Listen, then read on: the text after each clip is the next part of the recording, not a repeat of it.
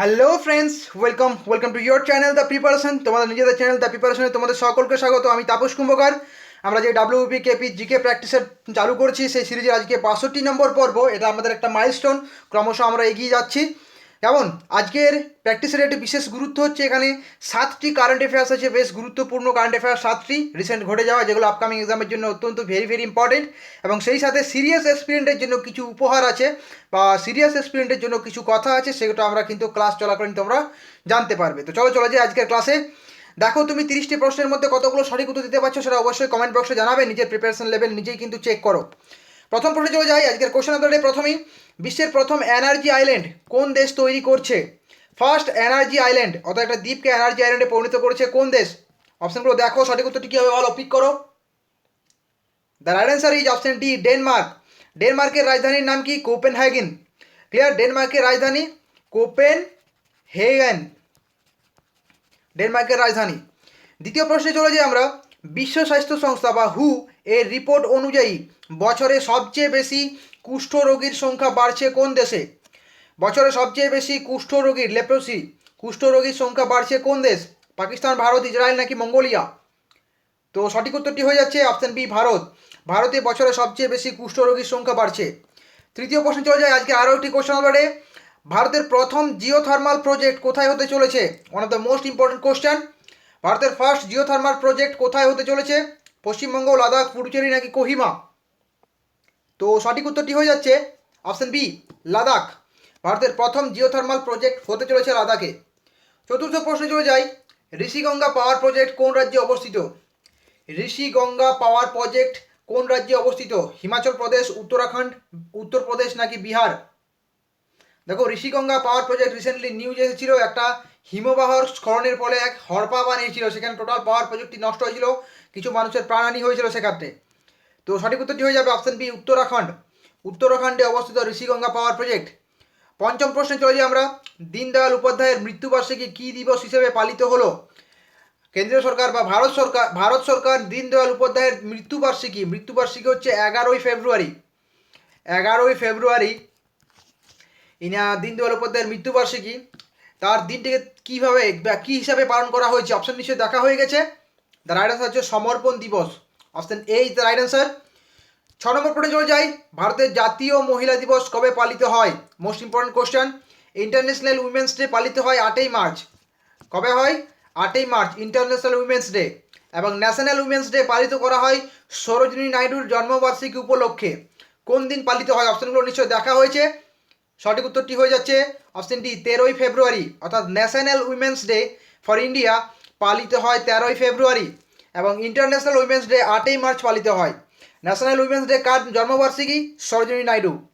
7 নম্বর প্রশ্নে আমরা চলে যাই। সম্প্রতি মান্ডু উৎসব কোন রাজ্যে পালিত হলো? একটি one of the most important এবং question of the day. Mandu উৎসব রিসেন্টলি কোন রাজ্যে পালিত হলো? পাঞ্জাব, উত্তরপ্রদেশ, গুজরাট নাকি মধ্যপ্রদেশ? তো সঠিক উত্তরটি হয়ে যাবে Madhya Pradesh. Option D is the right answer. তোমাদের কাছে প্রশ্ন, মধ্যপ্রদেশের রাজধানী, মধ্যপ্রদেশের ক্যাপিটাল বা রাজধানীর নাম কি? মধ্যপ্রদেশের রাজধানীর বা ক্যাপিটালের নাম কি? অবশ্যই কমেন্ট বক্সে জানাও। 8ম প্রশ্নে চলে যায়। দেখো, আজকের প্রশ্নগুলো মিক্স আপ করেছি।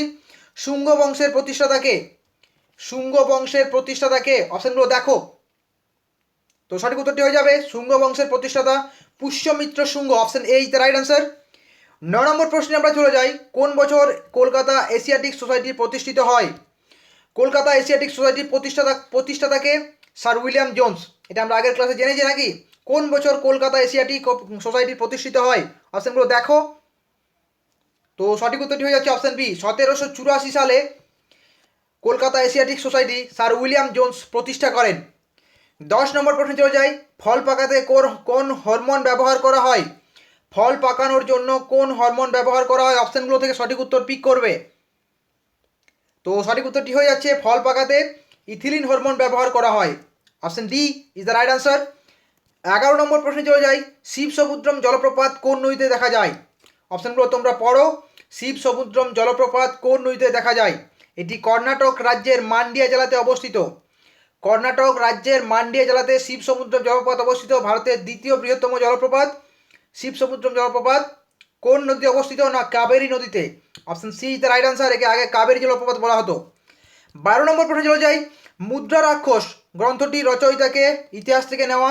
এই গ্রন্থটির বিশেষত্ব হচ্ছে এই গ্রন্থে চন্দ্রগুপ্ত মৌর্যের ক্ষমতা লাভের কাহিনী বর্ণিত আছে মুদ্রা রাক্ষস গ্রন্থে। অপশনগুলো নিশ্চয়ই পড়া হয়ে গেছে। তো মুদ্রা রাক্ষস এর রচয়িতা হলেন Vishakha Datta. Option D is the right answer. 13 নম্বর প্রশ্নে চলে যাই। নিম্নলিখিত কোনটি অ্যাসিডের একটি অপরিহার্য উপাদান? অ্যাসিডের একটি অপরিহার্য উপাদান কোনটি? অপশনগুলো দেখো। অ্যাসিডের একটি অপরিহার্য উপাদান হচ্ছে হাইড্রোজেন। কারণ হাইড্রোজেন প্রোটন দান করার মাধ্যমে, প্রোটন অর্থাৎ H+ দান করার মাধ্যমে কিন্তু সে তার অ্যাসিড ধর্ম প্রকাশ করে। ক্লিয়ার? যে কোনো অ্যাসিড। তাই option C is the right answer. 14 নম্বর প্রশ্নে আমরা চলে যাই। কোষের শক্তিঘর কোনটিকে বলা হয়? কোষের শক্তিঘর কোনটিকে বলা হয়? প্লাস্টিড, ক্লোরোপ্লাস্ট, রাইবোজোম নাকি মাইটোকন্ড্রিয়া? তো সঠিক উত্তরটি হয়ে যাচ্ছে কোষের শক্তিঘর বা পাওয়ার হাউস অফ সেল বলা হয় মাইটোকন্ড্রিয়াকে। রাইবোজোমকে বলা হয় প্রোটিন ফ্যাক্টরি। কি বলা হয়? Protein factory. মনে রেখো, রাইবোজোমকে প্রোটিন ফ্যাক্টরি বলা হয়। 15 নম্বর প্রশ্নে চলে যাই। সংবিধানের কোন ধারায় ভারতীয় নাগরিকদের চাকুরি ক্ষেত্রে সমান সুযোগ দেওয়ার নিশ্চয়তা দেওয়া হয়েছে? অর্থাৎ চাকরিতে সবার সমান সুযোগ, এই জিনিসটি বলা হয়েছে কোন ধারায়? 14, 19, 15 নাকি 16 নম্বর ধারাতে?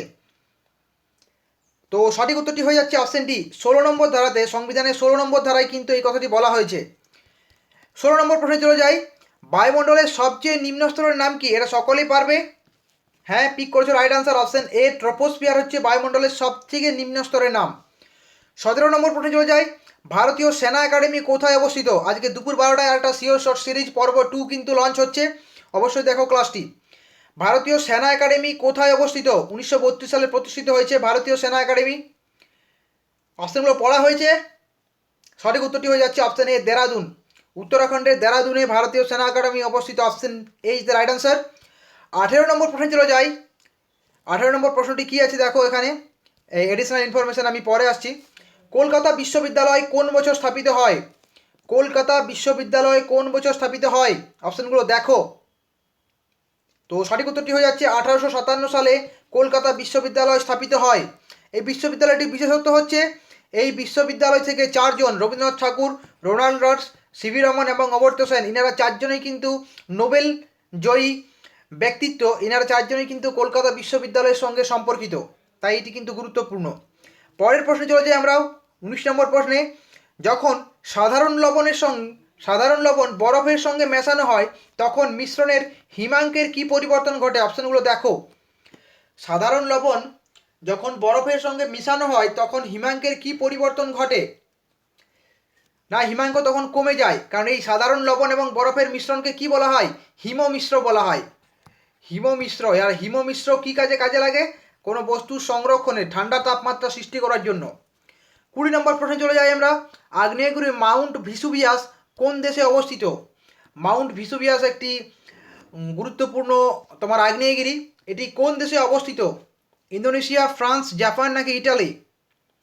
তো সঠিক উত্তরটি হয়ে যাচ্ছে মাউন্ট ভিসুভিয়াস ইটালিতে অবস্থিত। Option D is the right answer. 21 নম্বর প্রশ্নে আমরা চলে যাই। ব্রিটিশ সাম্রাজ্যের সময়ে ভারতের ড্রেন থিওরির প্রবক্তা কে? ড্রেন থিওরির প্রবক্তা কে ছিলেন? ব্রিটিশ সাম্রাজ্যের সময় ভারতের ড্রেন থিওরির প্রবক্তা কে ছিলেন? অপশনগুলো দেখো। তো সঠিক উত্তরটি হয়ে যাচ্ছে দাদাভাই নওরোজি, তিনি ছিলেন ড্রেন থিওরির প্রবক্তা। Option B is the right answer. 22 নম্বর প্রশ্নে চলে যাই। এই প্রশ্নটির একটু ম্যাথামেটিক্যাল জিনিস আছে। দুটি একই বস্তু দিয়ে তৈরি তারের দৈর্ঘ্য একই কিন্তু একটি তারের ব্যাসার্ধ অপরটির দ্বিগুণ, তাদের রোধের অনুপাত কি হবে? আমি অপশানগুলোতে যেতে বলছি না, এর যে মেন ফর্মুলা রোধ, আর ইকুয়ালস টু কী হয়? রো ইন্টু উপরে এল, নিচে পাই আর স্কোয়ার। এখন দেখো, যেহেতু একই বস্তু দিয়ে তৈরি তাই রোটা হবে সমান, দৈর্ঘ্য যেহেতু একই আছে তাই এল এর মানও হবে সমান। তাহলে এই যে রোধের সাথে আমাদের ব্যাসার্ধের সম্পর্কটা কি হচ্ছে? না, রোধের সাথে ব্যাসার্ধের সম্পর্ক হচ্ছে 1/r²। তাহলে যদি দুটো রোধ আমরা নিই, কী নেব আমরা? না, R1/R2 ইকুয়ালস টু কী হবে? না, ব্যস্তানুপাত যখনই হবে তখন উপরে হবে R2, নিচে হবে R1। এই দুটোর কী হবে বলো তো? হোল স্কোয়ার হয়ে যাবে তো। এখন কি বলা হয়েছে? একটি তারের ব্যাসার্ধ অপরটির দ্বিগুণ। এখন একটি তারের ব্যাসার্ধ কি বলা হয়েছে দেখো? অপরটির দ্বিগুণ।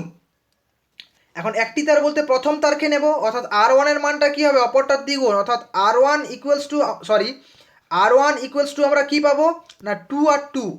তাহলে এখান থেকে যদি আমরা করি যে R1 by R2 equals to কী পাচ্ছি আমরা বলো, R1 বাই R2, এই R2কে যদি আমরা নিচে নিয়ে আসি তখন পাবো কি আমরা 2/1। তাহলে R1 by R2 equals to হচ্ছে 2/1। তাহলে এর বিপরীতটা আমাদের আছে কি আছে, উপরে R2 নিচে R1 আছে তো, ক্লিয়ার। তাহলে 1/2 হবে, অর্থাৎ টোটাল ইকুয়েশনটা যেটা জানাবে সেটা হচ্ছে R1 by R2 equals to 1/2 তার হোল স্কোয়ার সমান কি হবে না 1/4। তাই রাইট আনসার কি হয়ে যাবে অপশন ডি। মনে থাকবে এইভাবে কিন্তু ইকুয়েশনগুলো করবে। 23 নম্বর প্রশ্নে চলে যাই। ভারতের স্বাধীনতা সংগ্রামের ইতিহাসে 1857 সালের বিদ্রোহকে স্বাধীনতার প্রথম যুদ্ধ বলে কে অভিহিত করেন? স্বাধীনতার প্রথম যুদ্ধ বলে কে অভিহিত করেন? অপশনগুলো দেখো, সেখান থেকে বলো। 1857 সালের বিদ্রোহকে স্বাধীনতার প্রথম যুদ্ধ বলে কে অভিহিত করেছিলেন? না Veer Savarkar, Vinayak Damodar Savarkar. Option A is the right answer. 24 নম্বর প্রশ্নে চলে যাই। জাফনা শহরটি কোন দেশে অবস্থিত? মোস্ট ইম্পর্টেন্ট কোশ্চেন, নিউজে এসেছে জাফনা শহর কোন দেশে অবস্থিত? মালদ্বীপ, নেপাল, শ্রীলঙ্কা, বাংলাদেশ নাকি শ্রীলঙ্কা? তো সঠিক উত্তরটি হয়ে যাবে অপশন ডি, শ্রীলঙ্কাতে অবস্থিত জাফনা শহর, যেটি বর্তমানে ওই ঋণ নেওয়ার কারণে চীনের অধিকারভুক্ত হতে চলেছে। কেমন লিজ নেবে, স্বায়ত্ত শাসন আনবে না, লিজ নেওয়ার চেষ্টা চলছে সেখানে। Option D is the right answer. 25 নম্বর প্রশ্নে চলে যাই। ভারতের সবচেয়ে কম জনঘনত্ব বিশিষ্ট রাজ্য হলো? 2011 সালের সেন্সাস অনুযায়ী ভারতের সবচেয়ে কম জনঘনত্ব বিশিষ্ট রাজ্যটি কোনটি? অপশনগুলো পড়া হয়েছে। ইয়েস, সঠিক উত্তরটি হচ্ছে অপশন ডি, অরুণাচল প্রদেশ। অরুণাচল প্রদেশ সবচেয়ে কম জনঘনত্ব বিশিষ্ট রাজ্য, ক্লিয়ার। এবং পশ্চিমবঙ্গ হচ্ছে সব থেকে বেশি জনঘনত্ব বিশিষ্ট রাজ্য। এবং সেই সঙ্গে আরেকটা জিনিস বলে, সবচেয়ে কম জনঘনত্ব বিশিষ্ট কেন্দ্রশাসিত অঞ্চল হচ্ছে আন্দামান নিকোবর দ্বীপপুঞ্জ। আন্দামান নিকোবর দ্বীপপুঞ্জ সবচেয়ে কম জনঘনত্ব বিশিষ্ট কেন্দ্রশাসিত অঞ্চল। 26 নম্বর প্রশ্নে চলে যাই। কস্টিক সোডাকে জিঙ্কের সাথে উত্তপ্ত করলে কোন গ্যাস উৎপন্ন হয়? দেখো, কস্টিক সোডার সংকেত হচ্ছে NaOH। এর সাথে যখনই আমরা জিঙ্কের বিক্রিয়া করাবো তখন যে একটা গ্যাস উৎপন্ন হয় সেটা হচ্ছে হাইড্রোজেন গ্যাস। রাস্তাতে দেখবে গ্যাস বেলুন বিক্রি হয়, তাদের দেখবে পিছন দিকে সাইকেল বা মোটর সাইকেল যেখানে একটা সিলিন্ডারের মতো থাকে সেখানে এই রিয়াকশনটা ঘটে। এবং এই যে হাইড্রোজেন গ্যাস, এই হাইড্রোজেন গ্যাসটাই কিন্তু বেলুনে ফোটানো হয়। তাই right answer option B. Option B the right answer. 27 নম্বর প্রশ্নে আমরা চলে যাই। দেহের তাপমাত্রা ঠিক রাখে কোন গ্রন্থি? দেহের তাপমাত্রা ঠিক রাখে কোন গ্রন্থি? অপশনগুলো দেখে নাও। তো সঠিক উত্তরটি হয়ে যাবে অপশন ডি, হাইপোথ্যালামাস। হাইপোথ্যালামাস দেহের তাপমাত্রা ঠিক রাখে। Option D is the right answer. Next 28 নম্বর প্রশ্নে চলে যায় আজকের একটি কোশ্চেন অফ দ্য ডে। নিম্নলিখিত কোন দেশের জাতীয় প্রতীক ওয়াটার লিলি? ওয়াটার লিলি কোন দেশের জাতীয় প্রতীক? মায়ানমার, বাংলাদেশ, কানাডা নাকি মরক্কো? তো সঠিক উত্তরটি হয়ে যাচ্ছে অপশন বি, বাংলাদেশের জাতীয় প্রতীক হচ্ছে water lily. Option B is the right answer. 29 নম্বর প্রশ্নে চলে যাই আমরা। এশিয়া মহাদেশের কোন দেশটি নিরক্ষরেখার উপর অবস্থিত? আজকে stop question of the day. Asia মহাদেশের কোন দেশটি নিরক্ষরেখার উপর অবস্থিত? একটি দেশ এশিয়া মহাদেশে যেটা নিরক্ষরেখার অবস্থিত, সেটি হচ্ছে, অপশনগুলো পড়েছো, সেটি হচ্ছে Indonesia. Option C is the right answer. এই দেশটি নিরক্ষরেখার উপর অবস্থিত। ইন্দোনেশিয়ার রাজধানীর নাম কি? না জাকার্তা। ইন্দোনেশিয়ার রাজধানীর নাম জাকার্তা। 30 নম্বর প্রশ্নে আমরা চলে যাই। নিম্নলিখিত কোন খেলার ক্রীড়াক্ষেত্রের নাম ডায়মন্ড? স্পোর্টস থেকে নিয়েছি প্রশ্নটি। কোন খেলার ক্রীড়াক্ষেত্রের নাম diamond? Baseball, polo, loan tennis নাকি স্কেটিং? তো সঠিক উত্তরটি হয়ে যাচ্ছে অপশন এ, বেসবল। ক্লিয়ার। তো বন্ধুরা, এই ছিল আজকের ক্লাস। 30টি প্রশ্ন চলে এসেছে। যারা সিরিয়াস অ্যাসপিরেন্ট তাদের জন্য কিছু রিভিশন কোশ্চেন নিয়ে আমরা চলে এসেছি। রিভিশন কোশ্চেনগুলো কিন্তু ইনস্ট্যান্ট বলা হবে আনসার, তোমরা চেক করো। অর্থশাস্ত্রের রচয়িতাকে? না কৌটিল্য। ম্যাচ করছো। দ্বিতীয় প্রশ্নে চলে যাই আমরা। কোন ভিটামিনের অভাবে স্কারভি রোগ হয়? Vitamin C. কোন ভিটামিনের অভাবে স্কারভি রোগ হয়? Vitamin C. এটা হচ্ছে তোমার বাপি বাড়িজা রাউন্ড, দাদাগিরির বাপি বাড়িজা রাউন্ড। নিম্নলিখিত কোনটি তাপ ও তড়িতে সুপরিবাহী? তাপ ও তড়িতে সুপরিবাহী graphite. Option D is the right answer. বংশগতিবিদ্যার জনক কাকে বলা হয়? পিক করো। Right answer option B, Gregor Johann Mendel. Option B is the right answer. 5 নম্বর প্রশ্নে চলে যায়। পদাধিকার বলে রাজ্যসভার সভাপতি কে? রাজ্যসভার সভাপতি বা চেয়ারম্যান কে হন? উপরাষ্ট্রপতি। Option B is the right answer. এই ছিল রিভিশন কোশ্চেন। কেমন? আজ থেকে প্রতিটা ক্লাসে এইভাবে রিভিশন কোশ্চেন থাকবে কিছু স্ট্র্যাটেজিকে নিয়ে, যেগুলো তোমাদের কিন্তু আপকামিং এক্সামের জন্য অত্যন্ত গুরুত্বপূর্ণ এবং তুমি নিজের অ্যাবিলিটি কিন্তু টেস্ট করতে পারবে। কেমন? তো বন্ধুরা এইভাবেই কিন্তু পাশে থেকো, এইভাবে ভালোবাসা দিও, সাপোর্ট করো। ভালো লাগলে অবশ্যই ভিডিওটি লাইক করবে আর বন্ধুদের সাথে প্রচুর পরিমাণে শেয়ার করো। আর নতুন হয়ে থাকলে অবশ্যই চ্যানেলটিকে সাবস্ক্রাইব করে পাশে থাকা বেল আইকনটিকে হিট করবে। ভালো থেকো, বাড়িতে থেকো, সুস্থ থেকো, প্রচুর পরিমাণে পড়াশোনা করো। দেখা হচ্ছে নেক্সট ক্লাস দুপুর 12টার সময়। ওকে বাই, থ্যাংক ইউ, জয় হিন্দ।